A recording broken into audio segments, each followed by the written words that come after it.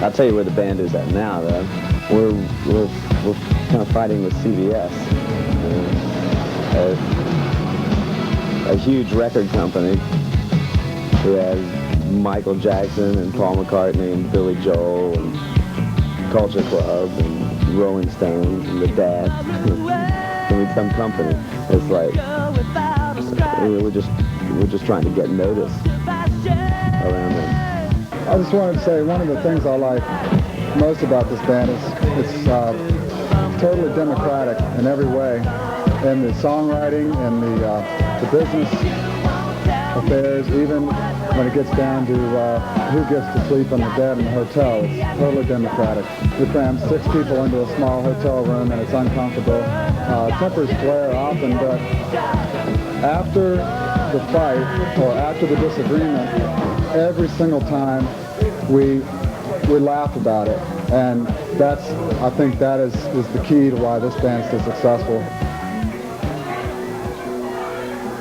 You got room to dance.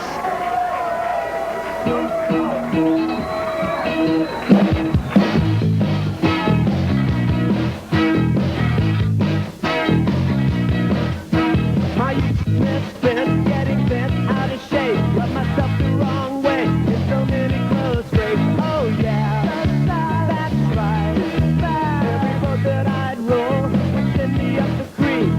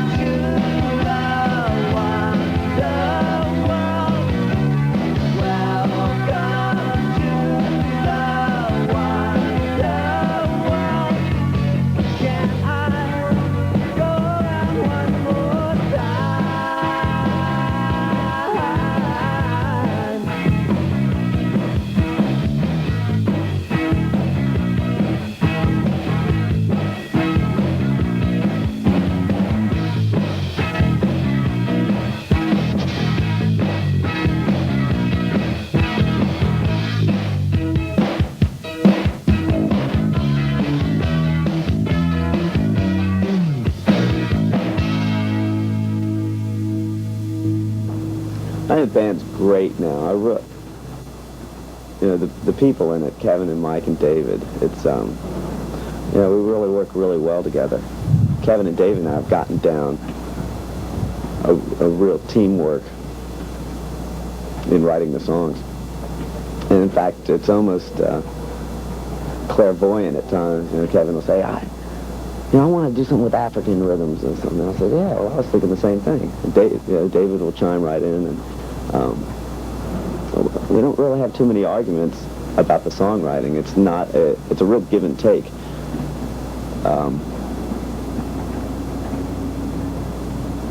I really like working with him. It wasn't that way when we had Mark in the band, though. Mark was writing a song to some people can be almost embarrassing. It's like pulling your pants down in front of 100 people. You bring in a song and you really lay your soul bare. If you're bringing it to the rest of the band, the way we do it, the band constructs the songs now. At least three of us, so we have almost a consensus. We have a majority. If Mike doesn't like something, he'll say it. His main contribution is in arrangement. He comes up with some great drum ideas. With Mark, that was like a constant battle. He didn't want to do David's and my songs. We didn't want to do his. And that can be good if you're competing, but and you write better songs as a result of that. But if it turns out that you don't want to be in the same room with a guy, which is what happened with Mark, it can do a lot of damage. So we solved that problem. We kicked him out, and he got his own band where he's the only songwriter. And now with Kevin, he likes to work with other people. If he runs dry on an idea, or he writes a verse, he gives it to me and says, well, we need a chorus, and I put in the chorus. Then we put that on tape, give it to David. David matches our grunts and groans that comprise the melody and matches lyrics to them.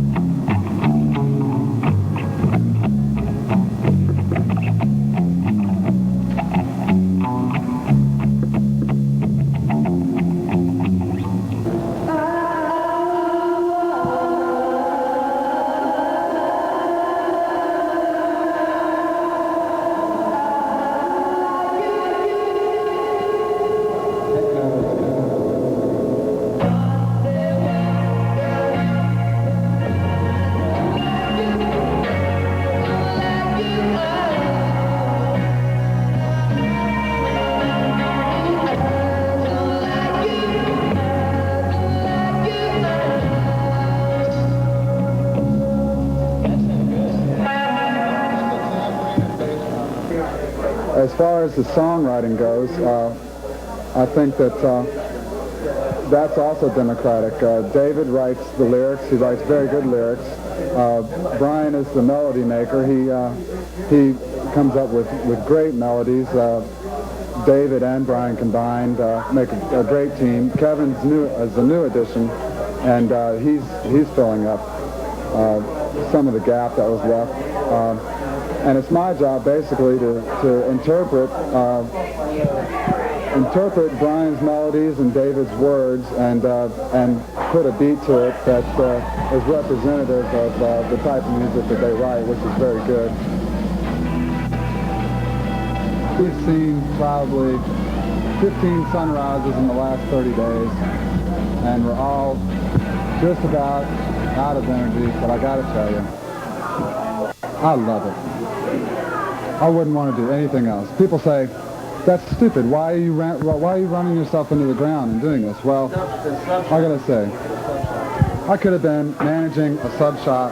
I was almost finished with college. I finished 4 years, and I gave it up for one reason. Because I love music.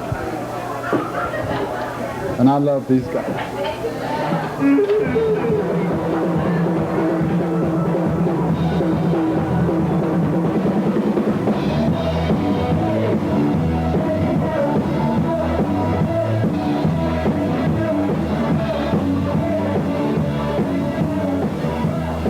Chumps is the only club in Richmond now that really counts. We started playing. We played, and this was 3 years ago, we played in Richmond for 8 months, working full-time, never had to leave because there were so many clubs. And I think what's essential to making a club, to making a city conducive to a local music scene is having a few clubs that are holes in the walls where a band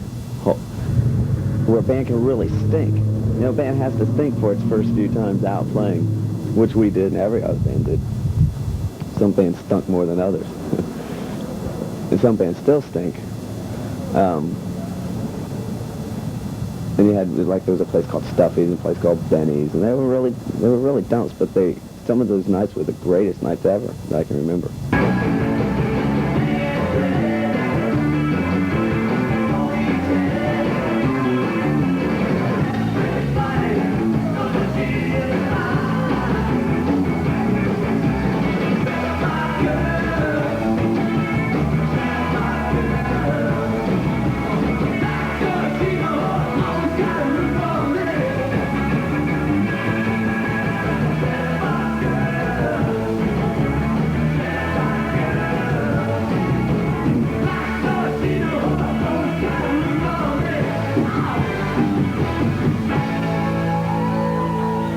Actually, there's no such thing as a vacation in a band. It's, you know, even I was talking to the other guys the other night, and it just seems like these days, even at night when you're sleeping, which should, you know, usually be your own little private domain, almost all the dreams I've had lately have been connected with the band somehow, or sometimes they're dreams, sometimes they're nightmares. It's a 24-hour sort of thing. I think we're all starting to go a little bit crazy, and that's why this at least 3 days where we don't have to travel and set up the goddamn PA. That will be nice. I'm looking forward to that. But even still, we're going to be working on music, and I'm sure there's going to be millions of little business-type things that we have to go through. Eventually, we, you know, hope to get to the point where all we're going to have to worry about is the music, which, I mean, that's what we got involved with this in the first place.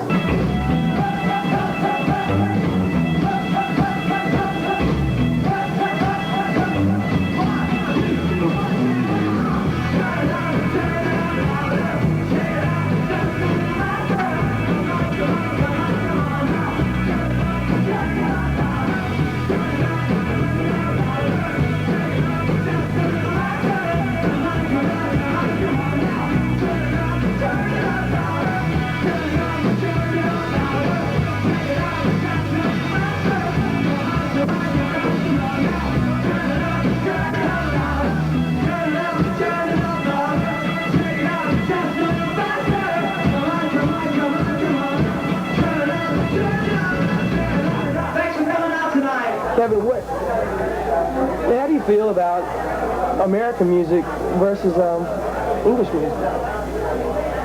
Well, you know, since the history of rock and roll was started in the 50s and all, of course the Americans led the way. But for the last 20 years or so, it's been that the English have dominated. Well, it's pretty much true now, except for a few bands, of course. I think, well, the Talking Heads and R.E.M. Hanging in there. And that's one of the biggest goals for the dads is for us to establish an American sound, you know? I think our tapes are great now. Finally, I think I'm really proud of our work, and if we don't get an album out, or if no one buys it, then it's not because we're bad. I've convinced myself of that, even though I've fought with that in the past, you know, that we weren't very good, we were too cute, or we were too this, or we were too that. Now I think the music's really good, and I think it fills a void in American pop music. If things don't happen for us, it's because the breaks just didn't come our way.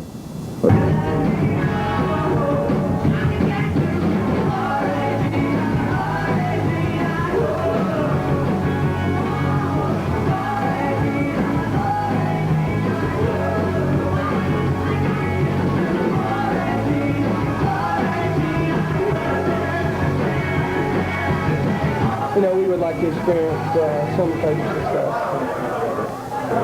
You know, and it's not so much as, of course, we're not going to sacrifice quality. Quality is going to come first. Of course, that's, you know, it's one thing we've all agreed upon. It'd be great if we could make a lot of money. Which, of course, I want to. Actually, I'd rather be a doctor. But I didn't finish school. I'm a dropout. Well, see, the whole time I went to Randolph Macon for 3 years, and during the summer of coming up on my senior year, I was in a band called the Indicators, and these guys approached me, which they were a three-piece. They approached me to, you know, if I wanted to audition, and so I did, and I passed. This kind of thing. I passed out, and it was kind of neat. We were sitting in a restaurant, and David goes, well, you know, would you marry us? And I said, yeah. My parents didn't think much of it, though. This is what I like. This is going to be the next tie yellow ribbon.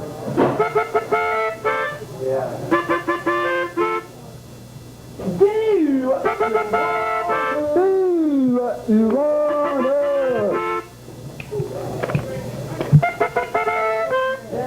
It has more. It has a different quality to it on the tape. It's something we can't reproduce here.